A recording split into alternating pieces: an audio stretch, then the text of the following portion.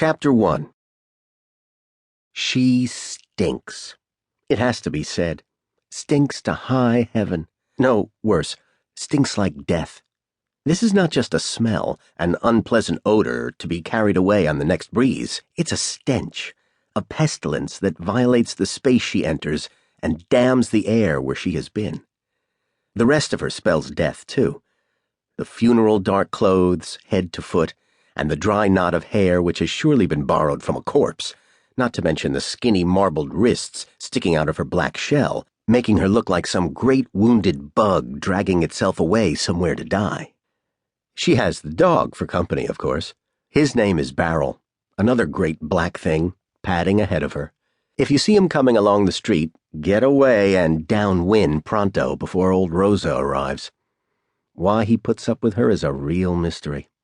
She has never petted him or made him stand on his hind legs for treats or tickled his tummy. He has never known the restraint of a leash, so how come he never ran barking for the hills?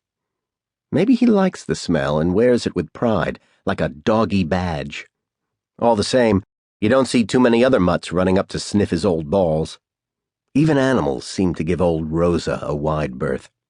Why the authorities have not taken it upon themselves to do something about the woman is another mystery.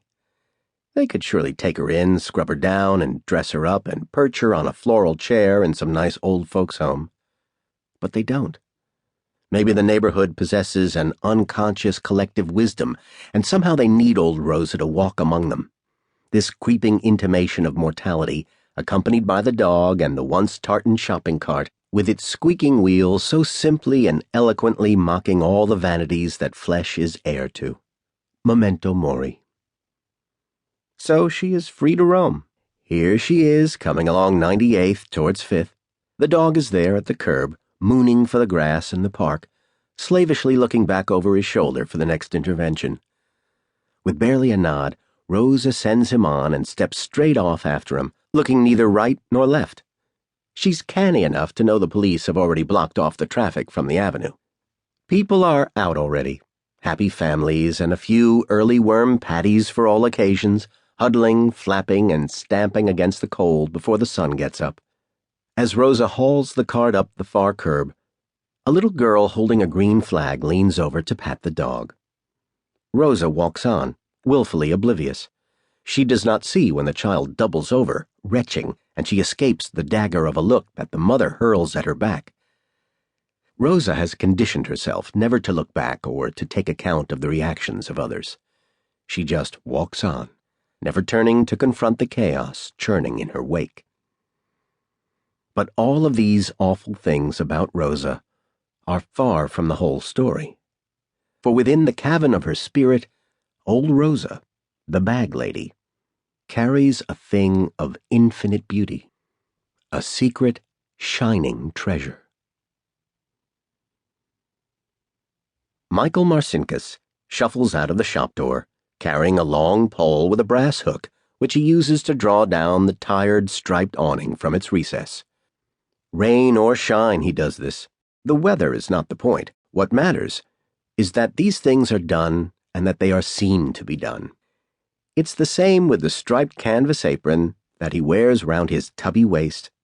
It's the same with the lettering, which makes a tarnished dawn across the window. Sunrise Deli and Grocery Store. It's the same with the open-closed sign that must at all times give the correct message. And it's the same with the polishing and priming of the ridiculous old weighing machine that, as his wife Grace has complained every day for the last 40 years, takes up so much space in the doorway.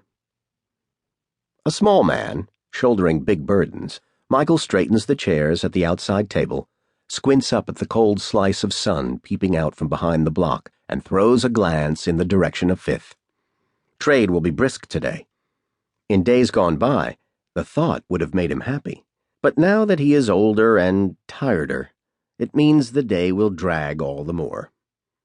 He flips the sign to open, wipes his feet, goes back inside to see that all is as it should be in a deli store preserved exactly as it was in the 20s. Faded marble counters, big swishing